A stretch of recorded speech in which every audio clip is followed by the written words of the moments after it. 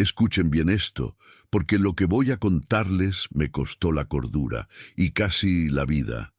Hay un edificio en la colonia Roma, Ciudad de México, donde nadie, y cuando digo nadie, es nadie, ha logrado vivir más de 7 días seguidos.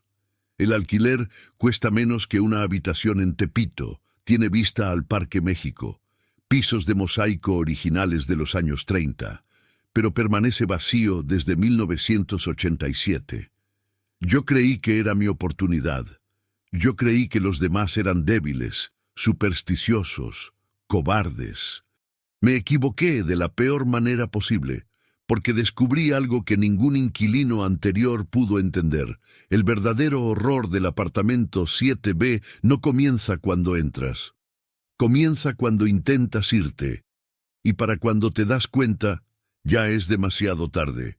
Lo que van a escuchar en esta historia va más allá de cualquier cosa paranormal que hayan conocido.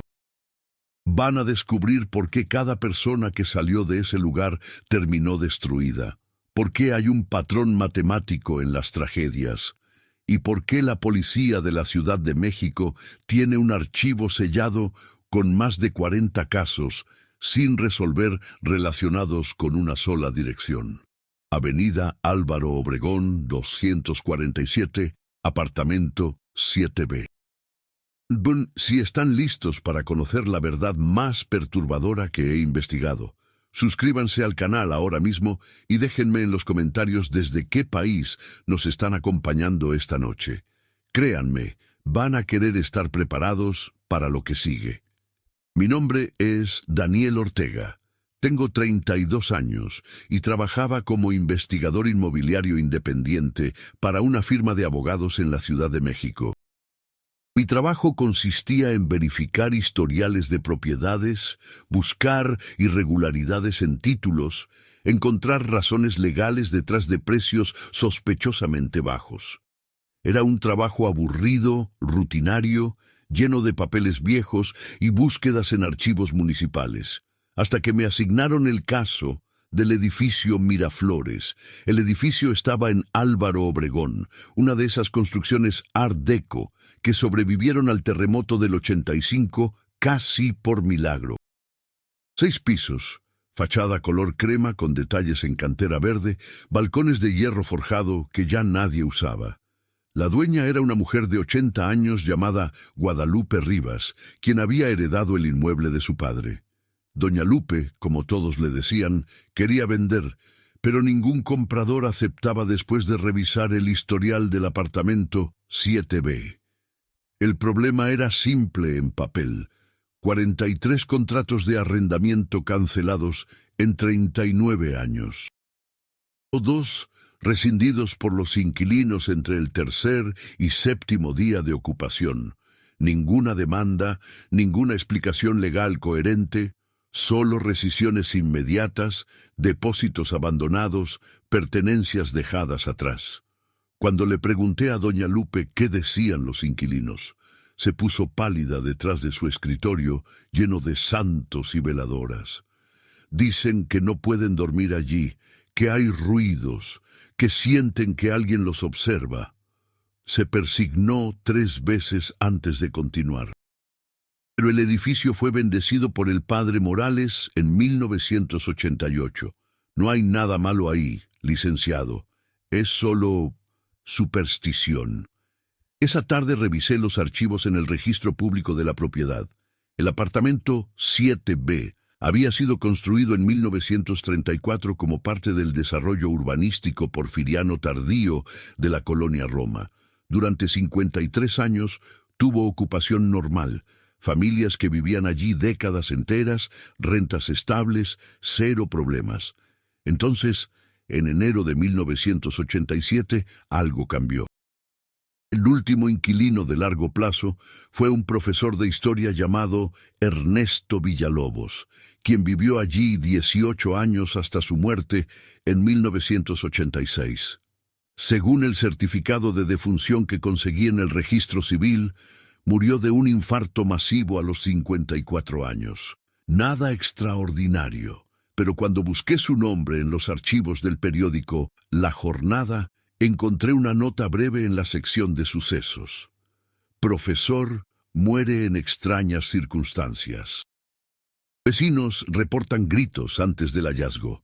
Desde febrero de 1987, todos los intentos de ocupación terminaban igual. Rescisión inmediata, inquilinos desapareciendo en la madrugada, dejando todo atrás excepto documentos personales. En algunos casos, ni siquiera eso. Había una pareja joven que dejó hasta las llaves del auto. Una familia con 2 niños que abandonó juguetes, ropa, fotografías. Un estudiante de medicina que dejó sus libros abiertos sobre la mesa, como si hubiera salido corriendo en medio de una lectura. Le dije a doña Lupe que necesitaba inspeccionar el apartamento personalmente. Ella intentó disuadirme. Nadie entra ahí desde hace 2 años, licenciado. El último fue un muchacho de Monterrey, muy valiente él. Duró 4 noches. Lo encontraron en el pasillo del 5º piso a las 3 de la mañana, llorando y golpeándose la cabeza contra la pared. Decía que ellos no lo dejaban pensar. Tuvimos que llamar a la Cruz Roja. Pero yo no creía en fantasmas. Creía en problemas estructurales, en moho tóxico, en infrasonidos causados por tuberías viejas que generaban ansiedad. Creía en explicaciones racionales. Así que tomé las llaves y subí al 7º piso esa misma tarde de marzo, con mi maletín lleno de medidores de humedad, grabadora de audio y una linterna profesional. El pasillo del 7º piso olía a humedad y a ese aroma particular de los edificios antiguos, madera barnizada mezclada con polvo de décadas. La puerta del 7B era de caoba oscura, con el número en bronce opaco. 3 cerraduras. Cuando giré la llave de la cerradura superior, escuché un clic que resonó en todo el pasillo vacío. El interior estaba congelado en el tiempo. Muebles cubiertos con sábanas blancas que alguna vez fueron blancas y ahora eran grises. Pisos de mosaico hidráulico con patrones geométricos en azul y blanco, perfectamente conservados. Una sala con un sofá estilo Luis XV. Una mesa de centro con patas torneadas, un librero empotrado lleno de volúmenes viejos. La cocina tenía una estufa de gas de los años 40, azulejos de Talavera en las paredes, un fregadero de porcelana con manchas de óxido. Tomé fotografías metódicamente, medí la humedad, 45%, normal. Temperatura, 18 grados, fresca, pero no anormal para un apartamento cerrado en marzo. Revisé las ventanas. Sellaban bien, sin corrientes de aire. Busqué señales de plagas, moho, daños estructurales. Nada. El lugar estaba en perfectas condiciones. Entonces encontré el estudio. Era una habitación pequeña al fondo del pasillo, con una ventana que daba a un patio interior. Las paredes estaban forradas con estantes del piso al techo, todos llenos de libros. Pero no eran libros normales, eran diarios. Cientos de diarios encuadernados en piel, todos idénticos, todos con fechas escritas en el lomo con tinta dorada. Los números iban desde 1952 hasta 1986, 34 años de la vida de Ernesto Villalobos documentados día por día. Tomé el diario de 1986, el último año. La letra era firme al principio, páginas llenas de reflexiones sobre sus clases, comentarios sobre sus estudiantes, observaciones históricas, pero a medida que avanzaban los meses, la escritura se volvía errática. 15 de agosto de 1986. Anoche escuché los pasos otra vez, siempre a las 3:17 am, siempre del pasillo hacia la sala, siempre se detienen frente a la puerta del estudio. He dejado de abrir, ya sé que no hay nadie ahí. 3 de septiembre de 1986. He comenzado a contar.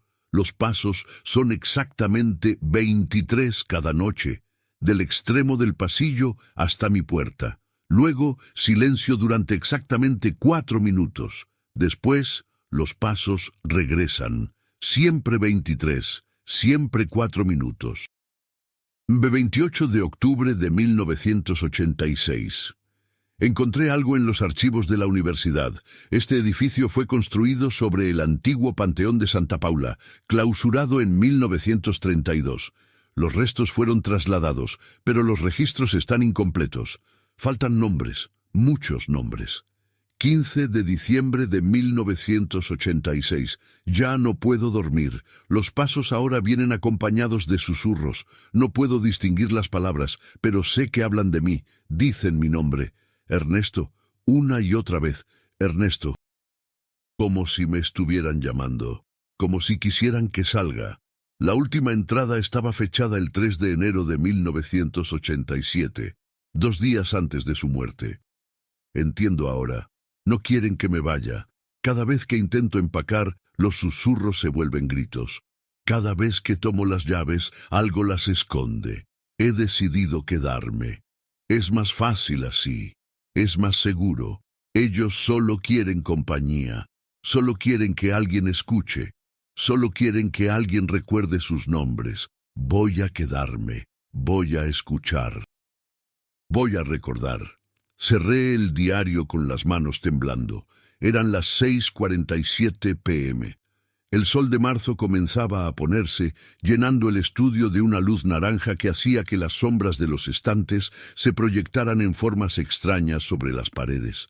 Decidí que era suficiente por ese día, pero cuando intenté abrir la puerta del estudio, la perilla no giró. Lo intenté de nuevo, con más fuerza. Nada. La cerradura estaba trabada desde afuera, lo cual era imposible porque yo estaba solo en el apartamento. Golpeé la puerta. ¿Hay alguien ahí? Mi voz sonó patética incluso para mí. Entonces escuché los pasos. Venían del pasillo. Pasos lentos, deliberados, sobre el mosaico hidráulico. 1, 2, 3. Los conté instintivamente. 4, 5, 6. Se acercaban a la puerta del estudio. 7, 8, 9. Mi corazón latía tan fuerte que pensé que se saldría de mi pecho. 10, 11, 12. Se detuvieron frente a la puerta. Silencio absoluto. 4 minutos. Exactamente como describía Villalobos. Esperé con la espalda contra los estantes, conteniendo la respiración, sintiendo cómo el sudor frío me recorría la columna vertebral. Entonces, los pasos regresaron. 23 pasos alejándose por el pasillo. Conté cada uno hasta que se desvanecieron en silencio. La perilla giró sin problemas en mi mano. Salí del apartamento corriendo, bajé los 7 pisos por las escaleras sin mirar atrás, atravesé el lobby sin saludar al portero don Jesús que me gritó algo que no escuché y no paré hasta llegar a mi auto estacionado 3 cuadras abajo en Insurgentes. Esa noche no pude dormir. Cada vez que cerraba los ojos veía las páginas del diario, la letra errática de Villalobos, las fechas progresando hacia su muerte. A las 3:17 a.m. me desperté empapado en sudor, jurando que había escuchado pasos en mi propio apartamento. A la mañana siguiente llamé a doña Lupe. Necesito acceso a los expedientes de todos los inquilinos desde 1987. Todos. Ella dudó. Licenciado, esos archivos son privados. Doña Lupe, si quiere vender ese edificio, necesito entender qué está pasando. Y necesito esos nombres. Me envió las cajas esa tarde. 43 expedientes, 43 historias truncadas. Pasé una semana revisándolos en mi oficina, tomando notas, buscando patrones, y encontré algo que me heló la sangre. Todos los inquilinos que habían vivido en el 7B después de 1987 habían experimentado tragedias en los meses siguientes a su partida, no durante su estancia. Durante su estancia solo reportaban incomodidad, miedo, insomnio. Las tragedias llegaban después. Rosa Mendoza, febrero 1987, salió del apartamento después de 5 días. 3 meses después, murió en un accidente automovilístico en el periférico. El informe policial mencionaba que parecía estar huyendo de algo momentos antes del choque. Familia Carranza, abril 1987. 4 días en el apartamento. El padre, Jorge Carranza, se suicidó en agosto de ese año. La nota que dejó decía simplemente: no puedo dejar de escucharlos. Me siguen a todas partes. Muy bien. Amigos, sé que esta historia está poniéndose intensa, pero necesito que me hagan un favor. Si están disfrutando esta investigación y quieren saber cómo termina, compartan este video con alguien que le gusten las historias de misterio real. Y quédense hasta el final, porque lo que descubrí después va a cambiar completamente todo lo que pensaban sobre este caso. Había estudiantes que desarrollaban esquizofrenia meses después de mudarse, parejas que se divorciaban violentamente. Una mujer que desapareció sin dejar rastro 6 meses después de abandonar el 7B, su auto encontrado vacío en la carretera a Cuernavaca, con las llaves puestas y el motor encendido. 43 expedientes, 43 tragedias. La tasa de mortalidad era del 68%. La tasa de eventos traumáticos severos era del 100%. Contacté a los sobrevivientes que pude encontrar. De 43 inquilinos, solo localicé a 17. 12 se negaron a hablar conmigo. 3 colgaron en cuanto mencioné la dirección. 2 amenazaron con demandarme si volvía a contactarlos. Solo 2 aceptaron reunirse conmigo. El primero fue Martín Salazar, un contador de 58 años que había vivido en el 7B durante 6 días en 1993. Lo encontré en una cafetería de la Colonia del Valle. Un hombre delgado con la mirada constantemente vigilante, como si esperara que alguien lo estuviera siguiendo. «Usted no entiende», me dijo después de que le expliqué mi investigación. «El apartamento no está embrujado. Esa sería la explicación fácil. Lo que hay ahí es peor. Es como si el lugar te marcara, como si te convirtiera en un faro para algo que no debería existir». Le pedí que elaborara. Martín miró a su alrededor para asegurarse de que nadie más estuviera escuchando. Los primeros 3 días todo fue normal, bien, no normal. Escuchaba cosas, sentía presencias, lo típico, pero era manejable. Pensé que era mi imaginación, estrés del trabajo, lo que sea. Pero la 4ª noche desperté y había alguien parado junto a mi cama. No era una sombra, no era una alucinación, era una persona, una mujer. Podía verla perfectamente. Llevaba un vestido de los años 30, el cabello recogido, y me miraba fijamente sin parpadear. Le hablé, le pregunté qué quería, y ella abrió la boca. Pero lo que salió no era voz humana. Era como si 100 personas estuvieran susurrando al mismo tiempo, todas diciendo cosas diferentes. No pude entender las palabras, pero el sentimiento era claro. Rabia, rabia pura. Salí corriendo esa madrugada. Dejé todo. Ropa, documentos, hasta mis fotografías familiares. No volví ni por las llaves. Y pensé que ya estaba a salvo. Pensé que si me alejaba suficiente se olvidarían de mí. Pero la empecé a ver en otros lugares, en el metro, en mi oficina, en la calle, siempre la misma mujer, siempre con el mismo vestido, siempre mirándome. Fui a psiquiatras, me dijeron que era estrés postraumático, me dieron medicamentos, nada funcionó, porque ella era real, licenciado, es real. Hace 3 años dejé de verla, no sé por qué, tal vez se cansó, tal vez encontró a alguien más. Pero sigo teniendo pesadillas, sigo despertándome a las 3:17 a.m.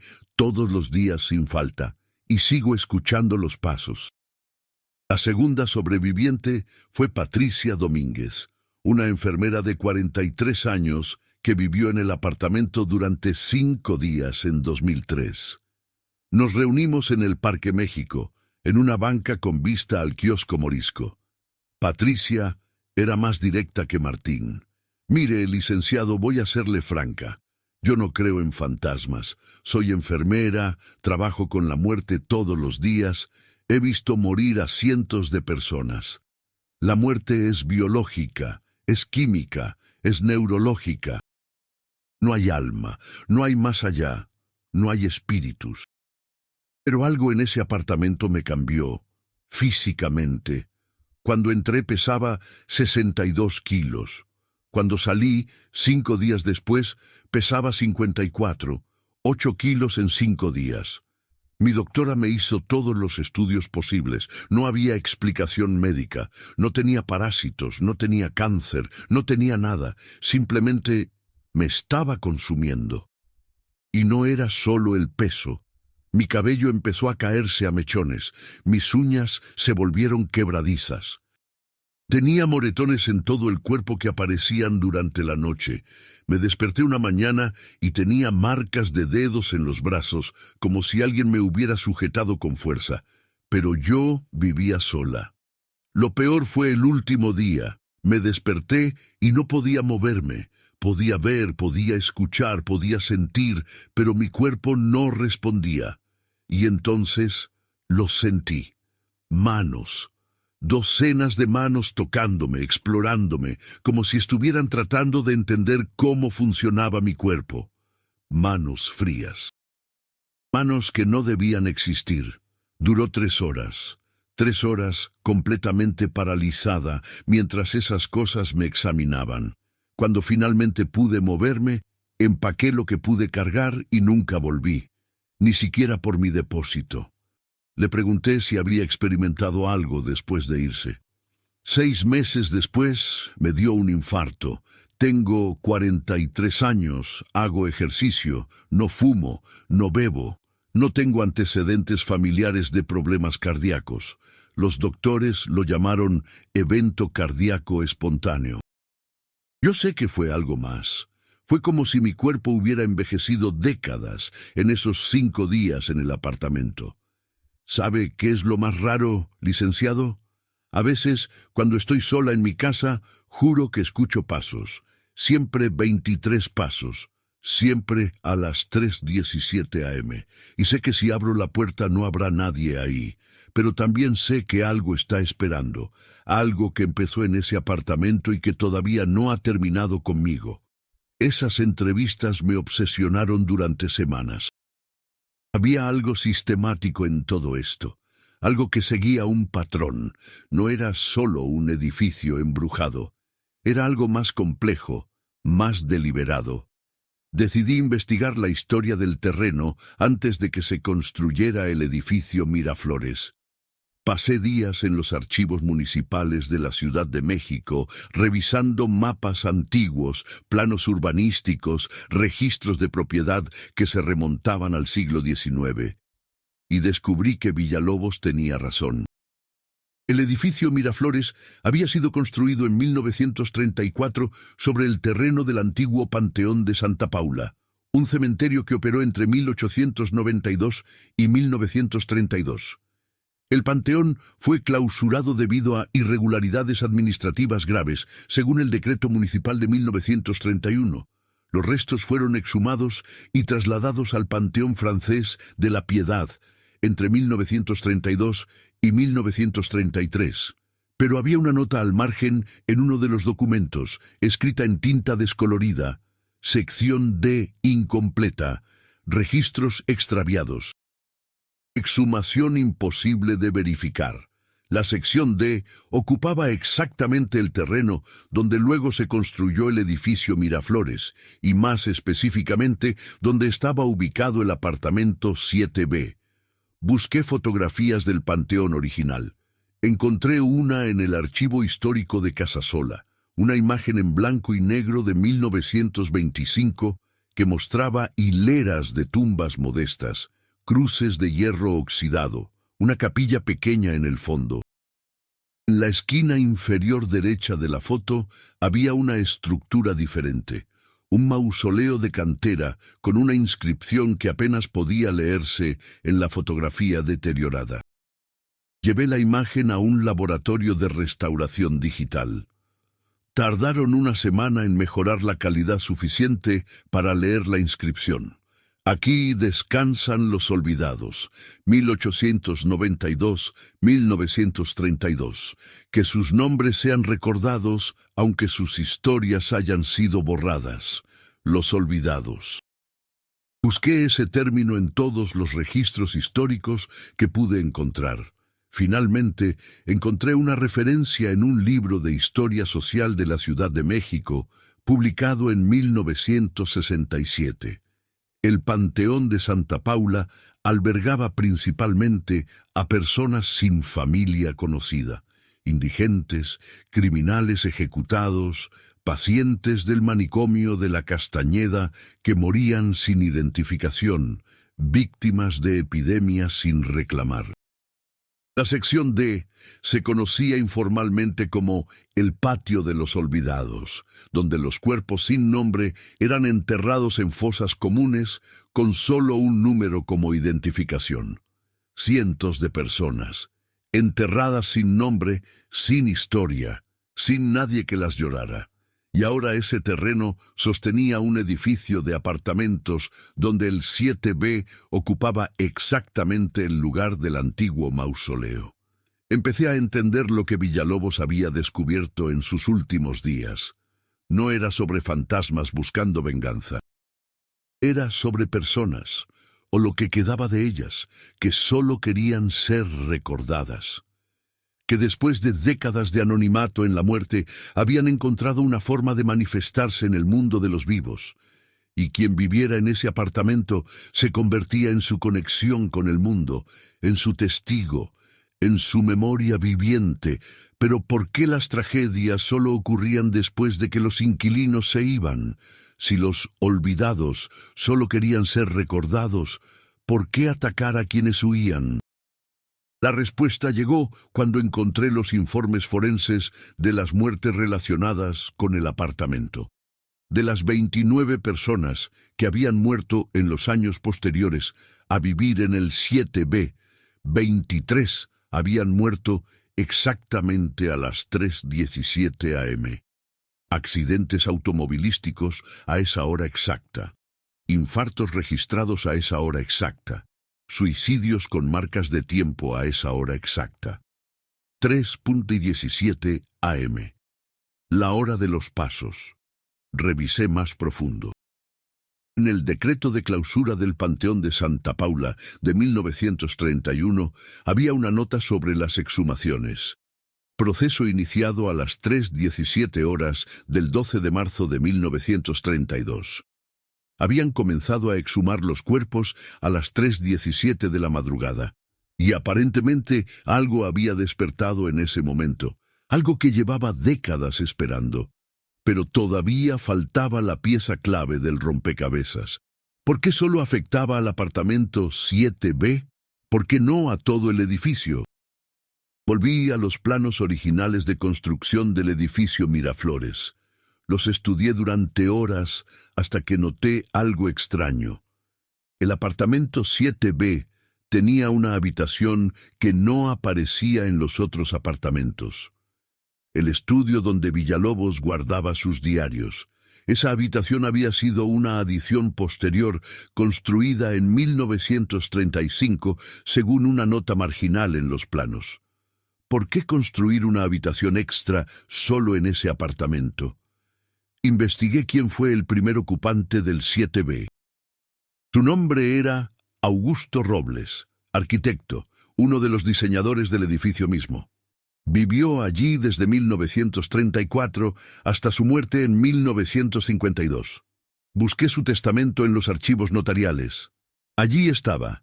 Lego mi biblioteca personal y mis investigaciones sobre el antiguo Panteón de Santa Paula al futuro ocupante de este apartamento, con la esperanza de que continúe el trabajo que comencé.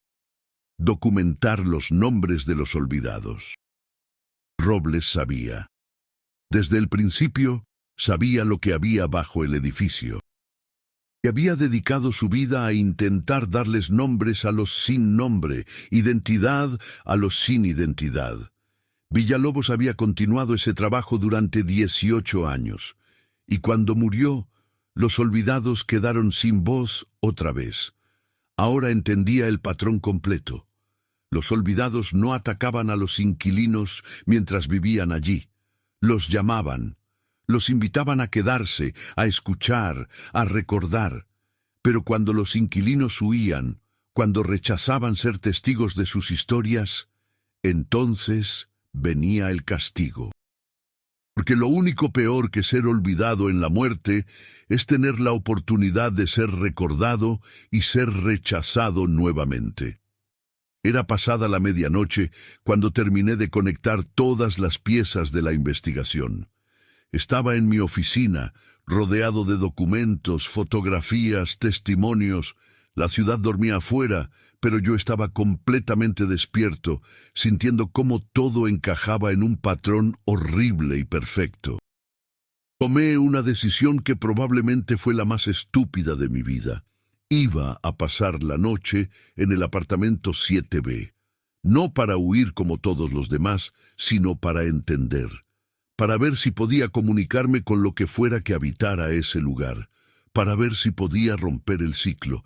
Llegué al edificio Miraflores a la 1:30 a.m. Don Jesús, el portero nocturno, me miró como si estuviera loco cuando le dije que iba a quedarme en el 7B. Licenciado, nadie que pase la noche ahí sale igual. Por favor, reconsidérelo. Pero yo ya había decidido. Subí los 7 pisos con una mochila que contenía agua, una grabadora de audio, una cámara con visión nocturna y los diarios de Villalobos que había tomado prestados del apartamento. Entré a las 2:00 a.m. El lugar estaba exactamente como lo había dejado semanas atrás, excepto que ahora había una sensación diferente en el aire, como si el apartamento estuviera esperando.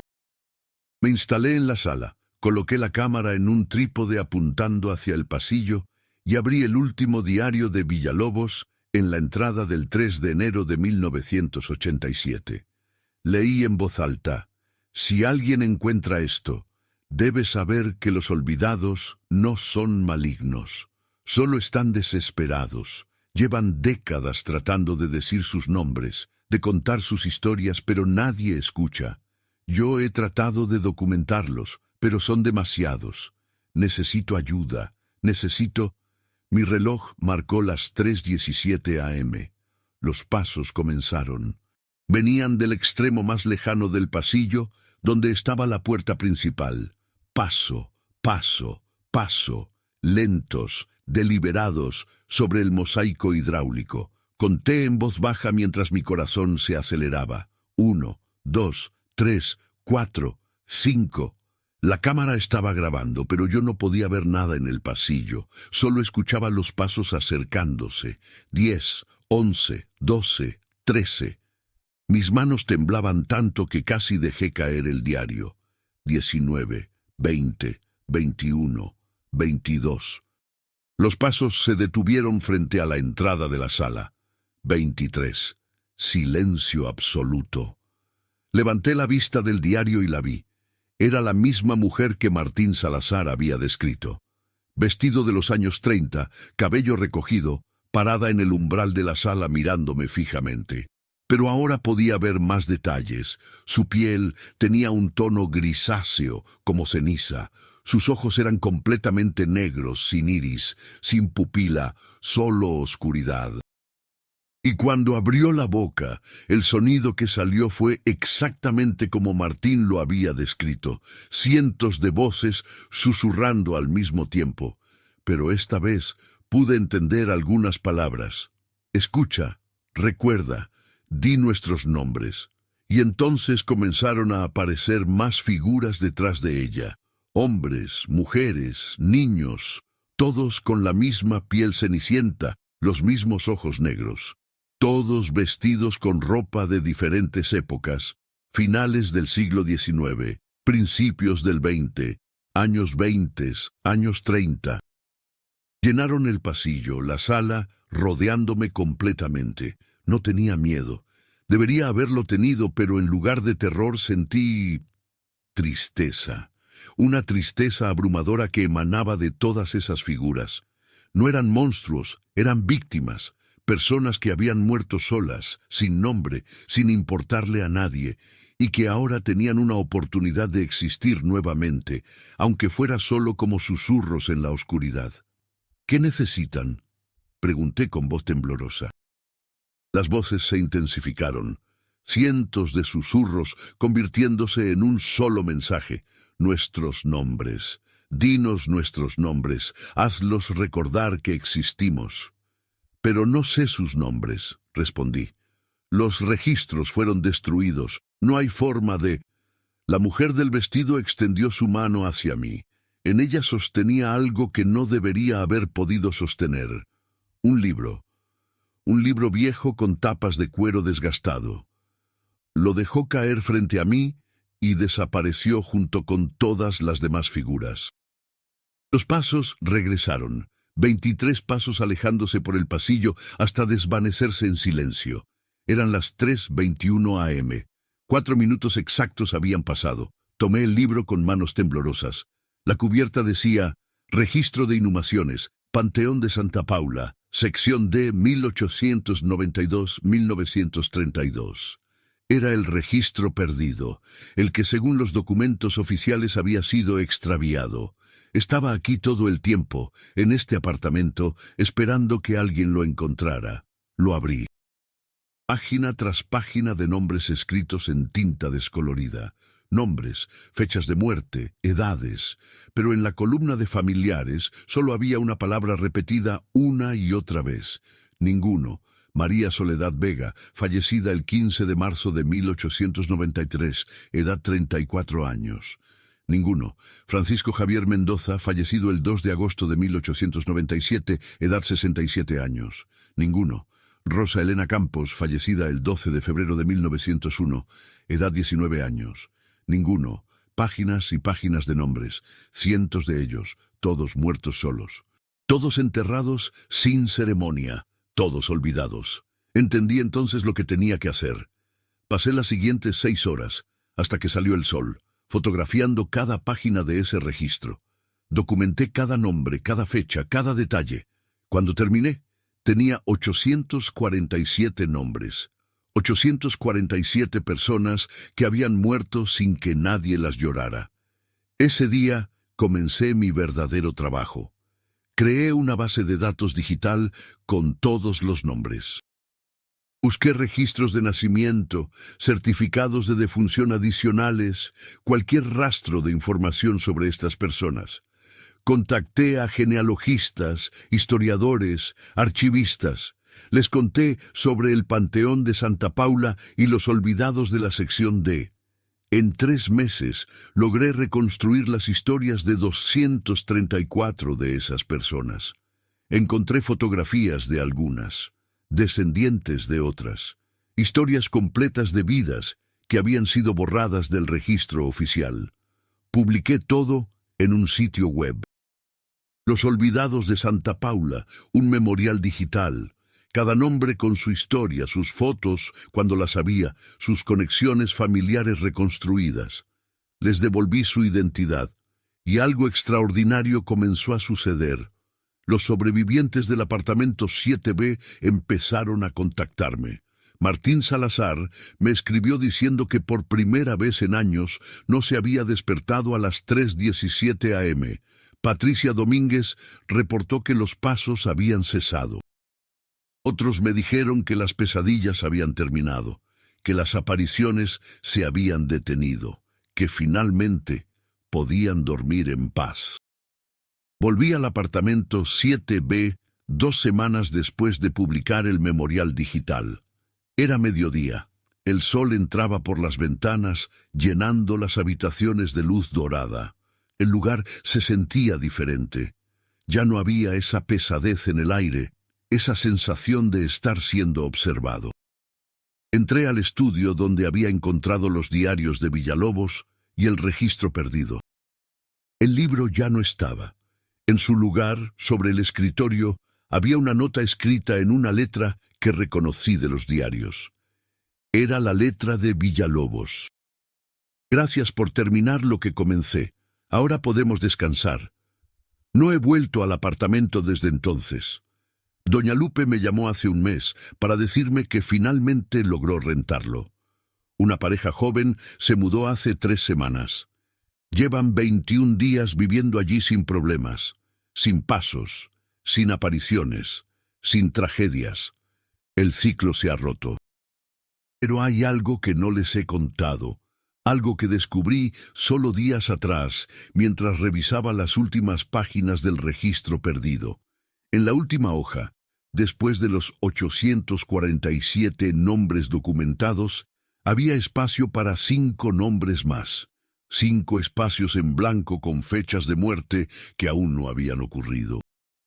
3 de esos espacios ahora tienen nombres escritos con tinta fresca: Rosa Mendoza, 1987, Jorge Carranza, 1987, y la mujer desaparecida en la carretera a Cuernavaca en 2015, cuyo cuerpo nunca fue encontrado. Quedan 2 espacios en blanco, y a veces, cuando trabajo en mi oficina tarde en la noche, escucho pasos en el pasillo de mi edificio. Siempre 23 pasos, siempre a las 3:17 a.m., siempre deteniéndose frente a mi puerta durante exactamente 4 minutos. No he abierto, todavía no, porque ahora entiendo que romper el ciclo del apartamento 7B no significa que los olvidados hayan desaparecido, solo significa que encontraron una nueva forma de ser recordados, y que siguen buscando testigos que completen su historia. 2 nombres más, 2 espacios en blanco, y cada noche, a las 3:17 a.m., sé que algo está esperando afuera de mi puerta, esperando el momento en que finalmente ceda y abra, esperando agregar mi nombre a esa lista interminable de personas que creyeron poder escapar. Porque aprendí algo en esta investigación que nunca olvidaré. No puedes huir de los olvidados. Una vez que te han elegido como su testigo, tu única opción es escuchar hasta el final. Y el final siempre llega a las 3:17 a.m. Gracias por quedarse hasta el final de esta historia. Si les impactó tanto como a mí investigarla, compartan este video para que más personas conozcan la verdad sobre el apartamento 7B y los olvidados de Santa Paula. Y si alguna vez escuchan pasos a las 3:17 a.m., tal vez sea mejor que no abran la puerta.